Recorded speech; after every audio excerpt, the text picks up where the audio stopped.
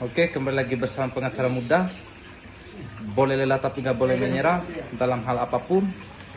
Profesional maksimal, tuntaskan, ratakan dalam membela kehormatan manusia. Hari ini saya bersama Prof. Adhar SHMH dan kita selesai edukasi melalui TikTok. Dan saya mau meminta terhadap Pak Prof ini untuk memberikan pesan terhadap pengacara muda. Oke, silakan Pak Prof. Terlalu berlebihan saya memberikan pesan-pesan terhadap pengacara muda, karena saya sendiri harus sadar kemampuan dan pengetahuan yang terbatas, karena yang lebih mengetahui dan segala pengetahuan itu adalah Tuhan. Jadi saya memberikan pesan terhadap diri saya sendiri dan pengacara muda Tan Malaka, Tan Iwan. Jadi begini Iwan,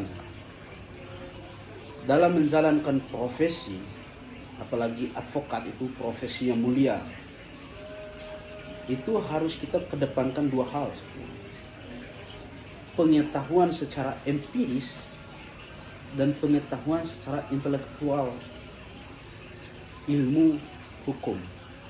Nah, secara empiris itu kita terus continue menjalankan profesi, baik magang, menjadi pengacara muda, kemudian ikut pengacara senior, menangani setiap kasus perdata, pidana, hukum tata negara, ataupun hukum waris, hukum keluarga. Di situ kita belajar. Ada kekurangan, kita belajar lagi. Ada kekurangan, kita belajar lagi. Terus belajar secara kontinu.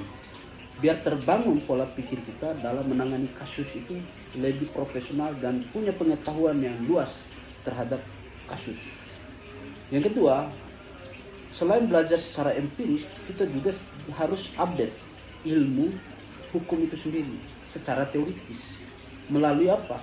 Membaca buku-buku, terutama peraturan perundang-undangan yang selalu update tiap tahun dan tiap kebijakan pemerintah. Itu selalu kita harus membaca, update, kemudian menganalisa perkembangan-perkembangan dinamika hukum yang terbaru. Kenapa? Hukum itu tidak boleh tertinggal dia dari cara berpikir manusia. Hukum itu harus mengikuti cara berpikir manusia. Nah, agar kita bisa mengikuti itu, maka kita harus belajar tentang teori dan praktek, harus sinkron, punya relevan, agar pengetahuan kita tentang